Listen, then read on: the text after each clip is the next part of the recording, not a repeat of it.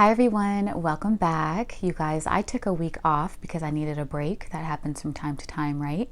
And I'm back now and I have a story time today. I keep calling them story times instead of true crime because of the whole YouTube flagging my videos thing. So yeah, but you guys know they're true crimes. So happy Monday. We have a new one today and I've got gourmet cupcakes. I am so excited for this. There's a local cupcake place. It's called like Cupcake something.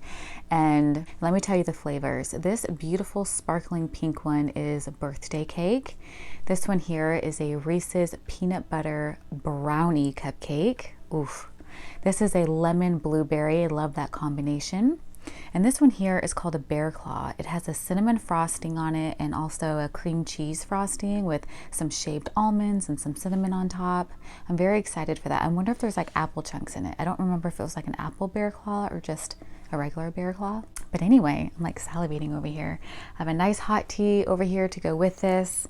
You guys, today we're going to be talking about the Catt family. That's C-A-T-T. Do you guys remember them? This case happened not too long ago. I thought it was so fascinating because it's a family case. It involved father, son, and daughter. So I don't want to give anything away. We'll start from the beginning. But first, let's taste each of these cupcakes. If you're new here, my name is Kina, and every Saturday and Monday I post relaxing dessert videos like so. This is a time for you guys to come home after a long day, kick your shoes off, let your hair down, throw that bra across the room, and just get comfortable. It's a time of indulgence and relaxation. Let's get started. Gotta get a sip of the tea first. Today I chose an Earl Grey. I was gonna tell you it has like bergamot and whatever. It's a black tea, but it's very, very delicious. It's one of my favorites.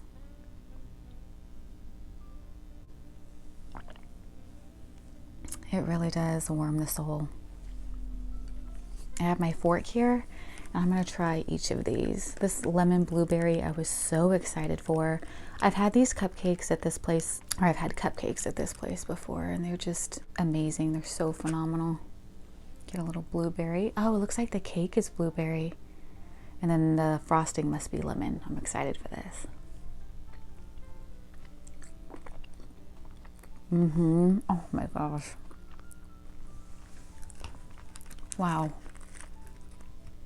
It has little sugar crystals on top of the frosting as well. Let me get another bite. That was really good. Kind of reminds me of like a muffin. Oh, it has lemon curd inside of the actual cupcake. Let me show you this. There we go.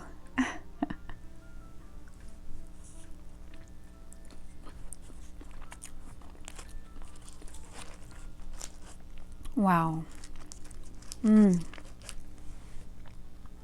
don't know if the others can beat that. That is very, very good.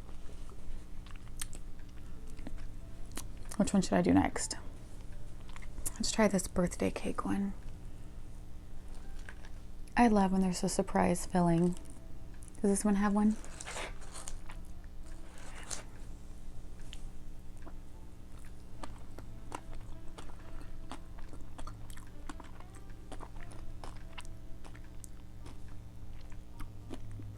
Huh. That tastes like just a regular vanilla cupcake. Vanilla frosting, vanilla cake. I really like the crunchy crystals on top, the sprinkles, but there's no flavor. Did I miss something? No. I feel like classic vanilla. There you go. This one must be for kids that don't want too much flavor. They like just chocolate or just vanilla. That would be a good one. It's definitely visually appealing for a kid, right? Okay. Ooh, this is kind of hard to dig into. It's definitely a brownie batter. That is dense.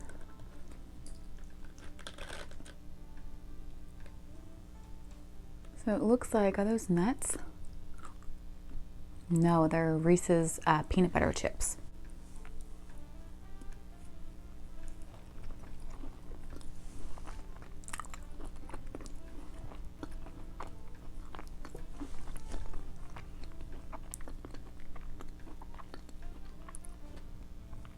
Oh my gosh.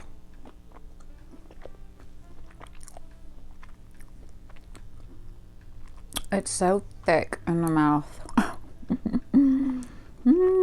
That's what she said, right? Wow.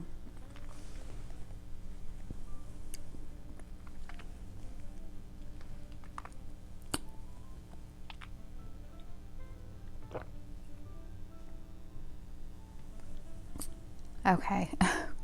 It really sticks to the roof of your mouth, to your teeth. I'm okay with that. This is so good. This is like a decadent dessert right here. Very, very fudgy. Very good. Okay. Lastly, we have this bear claw flavor. Let me make sure I get an almond sliver so I can experience the whole thing.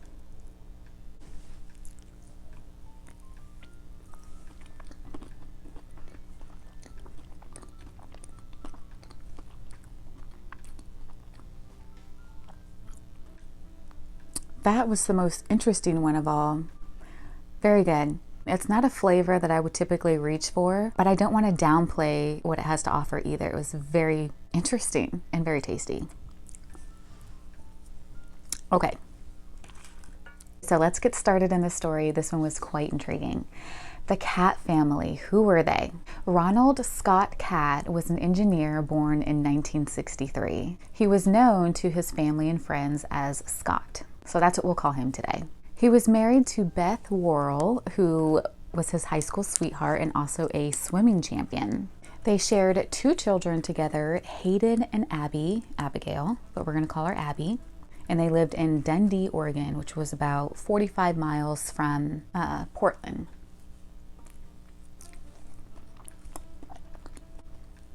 It's phenomenal. They were a middle-class family who seemed to be like any other family. They had a beautiful home, nice cars, they each had a great job, 2 great kids, the dog, like the perfect family picture, right? One day, an awful tragedy changed everything. In 1997, when the kids were just 5 and 2 years old, Beth passed away from breast cancer. This devastated the family naturally, but Scott took it extremely hard. He didn't deal with the situation. He didn't deal with his feelings, and instead he covered them up with what? Drugs and alcohol. He was addicted to cocaine and tons of alcohol, but friends would say that he didn't allow this drug and alcohol abuse to completely consume him. He was still a devoted father. But Abby and Hayden would later say that he was a good father, but he was more of a friend than a parent. He just wasn't a role model for them, and he would party with them when they were older. They don't remember having to do homework. He didn't get on to them to be responsible. He was just a friend to hang out with. They were very close, but I think that that was a part of it. Sometimes parents can get super close to their kids, and that bond and friendship that they have is more important than being a disciplinary and a guide for the child, and it definitely backfires.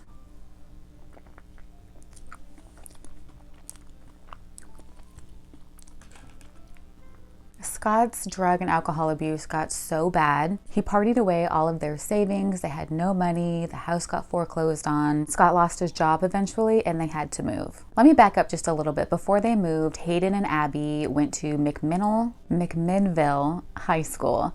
They were pretty good students, and they were both a part of the swim team. Scott was the president of the McMinnville Swim Club Board of Directors, and he was considered a well-respected leader in the community. But as time went on and he continued to not deal with his grief, in 2011 is when he lost his job and decided to relocate to Katy, Texas. Now, Katy was a suburb near Houston, Texas, and he got another job as an engineer. I don't know exactly how much his engineer work paid, but because he partied so much and spent a lot of his money, he just never seemed to have enough. So Scott went to Texas, but Hayden and Abby dropped out of high school and they decided to not join him just yet. Abby went to go live with her grandmother, and Hayden actually went to Hawaii, and he was pursuing a job at a resort there. The lighting situation is getting a little crazy. It's a cloudy day outside, and so the sun's coming in and out.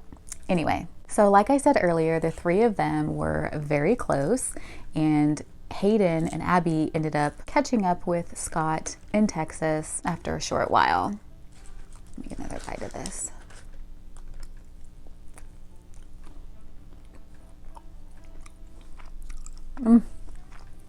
Abby started a job at Victoria's Secret, and Hayden pursued a career at a hotel near their apartment.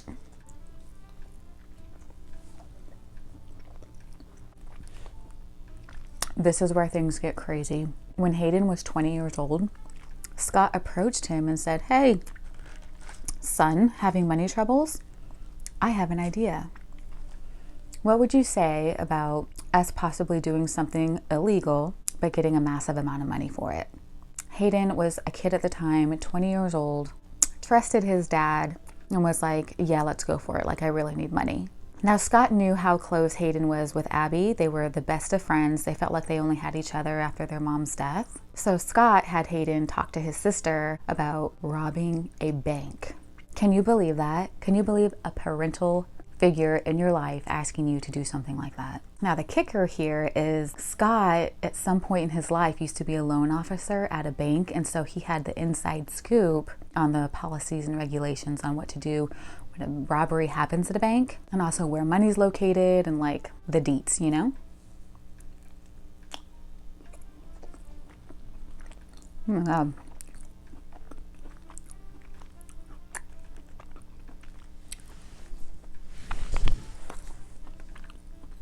It's so fudgy. It's wonderful.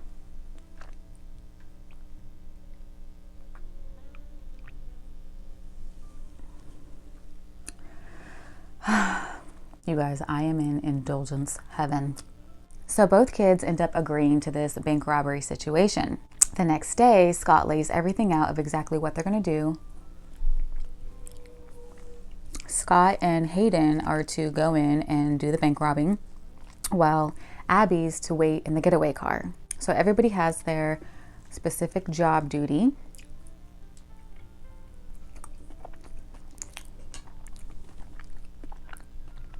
And let me tell you how this went down. I don't know exactly how Scott was feeling, but the kids were scared to death. They were so nervous. Hayden was actually having a panic attack the morning of, and Scott was just telling Abby, "You want a new car? You want your own apartment?" Like trying to entice her with all the things like the devil does, you know what I mean? So they chose Comerica Bank that was down the street from their apartment complex. It was August 9th, 2012, and Scott and Hayden did everything as planned. They got in painter's outfits, wore a mustache, sunglasses, hat, like just like you would imagine a bank robbery on TV. That's what these people did in real life in 2012. I wouldn't think that something like that would work, but it did. Hayden was feeling so nervous. He was shaking. He put the garbage bag at the desk of the teller, demanded the money. Scott had a gun. He said he didn't load it because he didn't want anyone to get hurt. He just, of course, wanted to scare them and make his demand. So Hayden's like trembling so badly that he said the teller had to take the money and put it in the bag for him. They used walkie-talkies to communicate with Abby, who was waiting in the car. They collect their $50,000. They walk to the car, casually get in, and Abby drives away. She was freaking out. She wanted to just speed off, but Scott had tape over the license plate so surveillance couldn't pick up the car, and he instructed Abby to just remain calm and drive at normal speed. And they got away. They got away with it. They just make bank robbing way too easy. So like most bank robbers, they blow through the money in 2 months, $50,000. They're buying blow, women. Abby said the first thing that she did was get her nails done. She definitely got a smaller cut because she waited in the car. I think it was like 10%, and then the other two split the larger percent.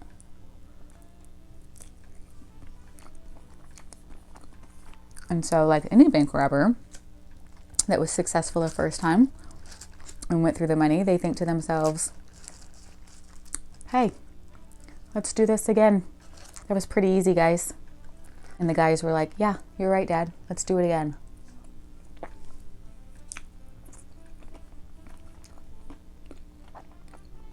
November 9th, 2012. This time, the father-son duo dressed as construction workers. Like they were just getting off work, they walk in, demand the money, same thing exactly like the first time, except they collected $100,000 this time. They walk out, Abby drives off, scot-free. Or so they thought. There was one small detail in the surveillance that the authorities picked up on that was so clever. But before we get to how they were caught, the Catt family ended up buying a Harley, a brand new car, a new apartment, clothes, blow, like just partying up. This has become their lifestyle. They've gotten more comfortable bank robbing now, and so they want to plan a third robbery. They've become pretty cocky. Authorities notice in the surveillance that the construction workers' vests are not dirty. In fact, they barely look worn. They still had creases in them as if they were just purchased. So cops go to the local Home Depot.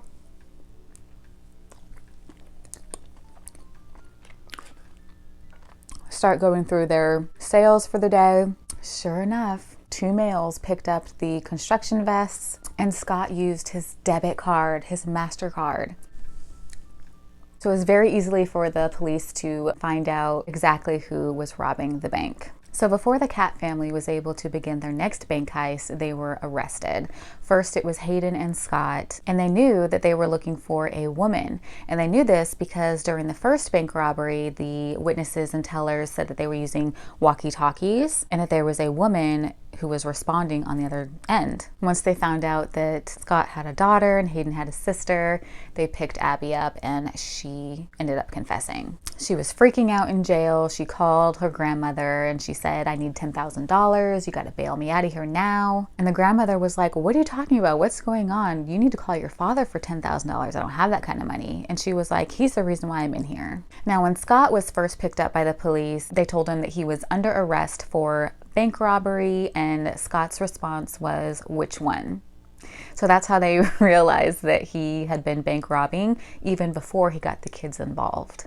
But you know what? Scott's biggest excuse, I guess, was that he knew from working in a bank that the money is insured. He didn't have a loaded gun, so he wasn't going to hurt anybody, and the bank was going to get the money back. So in the end, he wasn't doing much harm. And that is the case when it comes to banks and I think pretty much any business, because my husband's in the casino industry, and if there were to ever be a casino heist, he instructs all of his management team, employees, security, everyone to comply fully and to give them all the money that they're requesting, no hesitation. This way no one gets hurt because the money is insured and they're going to end up getting it back. No amount of money is worth anybody getting hurt or their lives being taken. So Scott just felt like that was justifiable. Why not rob the bank? The money's insured. I'm not a bad person.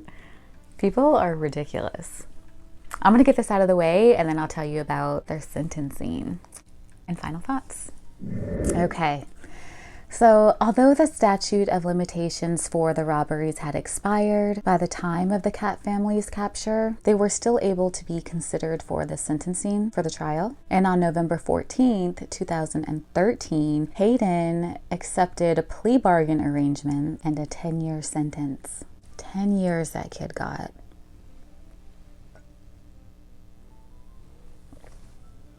Abby was given 5 years. A month later, Scott pleaded guilty for his crime and received a 24-year prison sentence.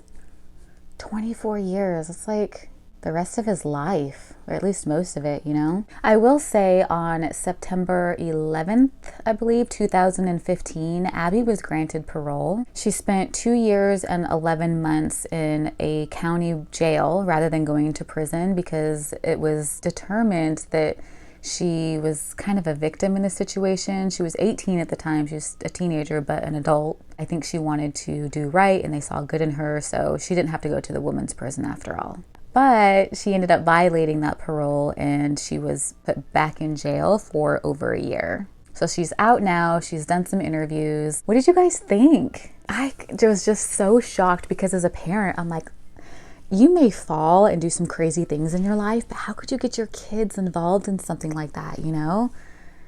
And it put his son Hayden in jail or prison for 10 years. Like, that kid didn't even have a chance. And he's gonna come out of jail. It's gonna be on his permanent record.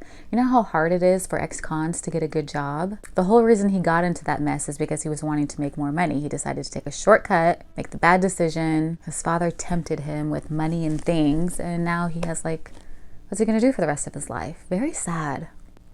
I'm always intrigued about bank robbery situations because to me it's like bank robbery is it's what people do on TV, like in the movies. You don't do that in real life. What are you thinking? Anyway, I hope you guys enjoyed today's video. I hope you're all having an awesome Monday, and I'm still posting on my vlog channel, so if you guys want to check that out. I also have my Instagram linked below. You can follow me there if you'd like. You guys have an awesome rest of your day, and I'll see you next week. Bye for now.